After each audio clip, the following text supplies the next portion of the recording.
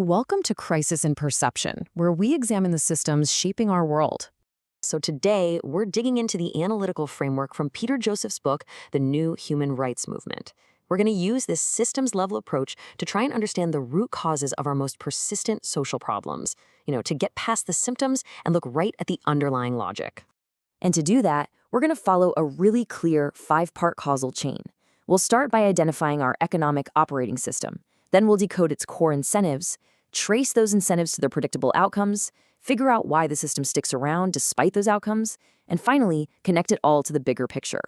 Okay, let's dive in. The first big idea here is to stop seeing our economy as some kind of natural force, like the weather. The source material argues we need to see it for what it is, a designed system, an invention that has specific rules built right into its code.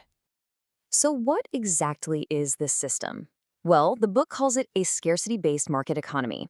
Its fundamental premise, like the very first line of code, is the idea that there just isn't enough to go around. And that one assumption, that one idea, ends up justifying competition and hierarchy as the main ways we organize society and hand out everything from food to social status. And this brings us to a really crucial metaphor. If our economy is an operating system, are all the negative things we see, like poverty, pollution, and inequality, are those just accidental bugs, random errors? Or are they predictable features, the logical output of how the system was designed to run from the get-go? So let's actually look at the rules of this operating system. See, every system rewards certain behaviors and punishes others. So what actions get a gold star in a scarcity-based market economy? The source boils it down to a primary logic that has 3 parts. First, you have to compete to grab market share. Second, the goal is always to accumulate profit, so maximize what you bring in while cutting costs. And third, you have to expand by reinvesting that profit to grow. And this logic, it doesn't just apply to corporations, it shapes government policy and even how we act as individuals. This quote really just nails the social consequence of that logic.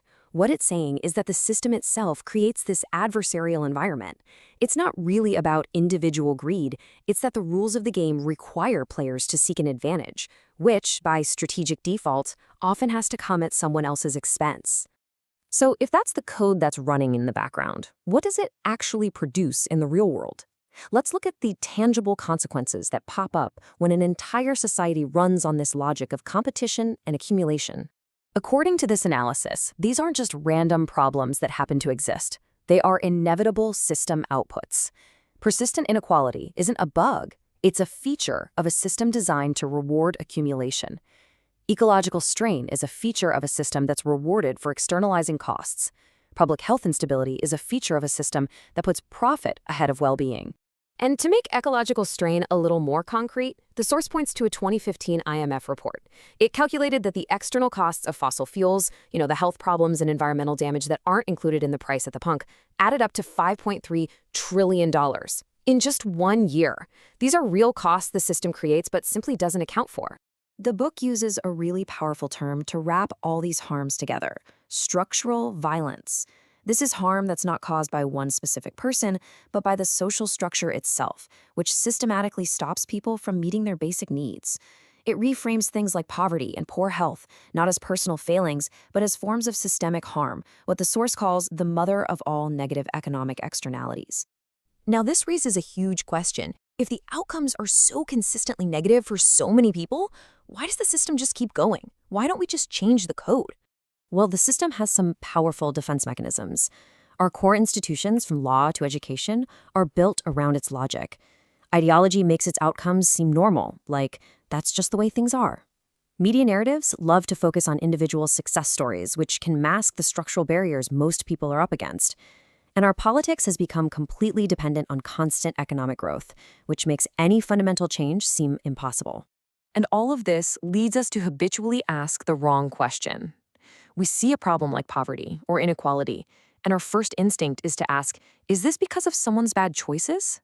Is this an individual moral failure?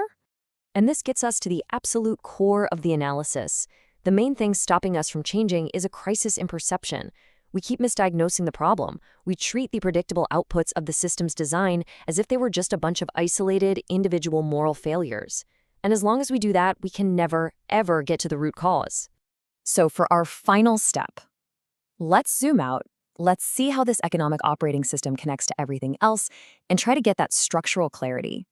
The main argument here is that economic design isn't just one box in society next to a bunch of other boxes. It's upstream. Think of it like a river's source. Its logic and its incentives flow downstream, and they shape our government, our cultural values, how we see ourselves, and even what we think is possible when it comes to the environment. And this leaves us with a really provocative final thought. If the system we live in fundamentally rewards competitive and self-interested behavior, how can we really be surprised when our society struggles with problems that need cooperation, empathy, and a sense of balance? This entire analytical framework that we've just walked through is drawn from the New Human Rights Movement by Peter Joseph, which makes the case that reinventing our economy is the only real path to ending oppression. Crisis in Perception examines how systems shape belief and how better tools help us see clearly.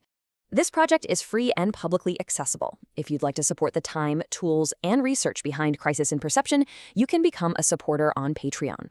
For a longer audio-based analysis of this topic, see the deep dive linked in the description. If you enjoy this kind of systems-level analysis, please like, subscribe, and comment with books or topics you'd like us to explore next.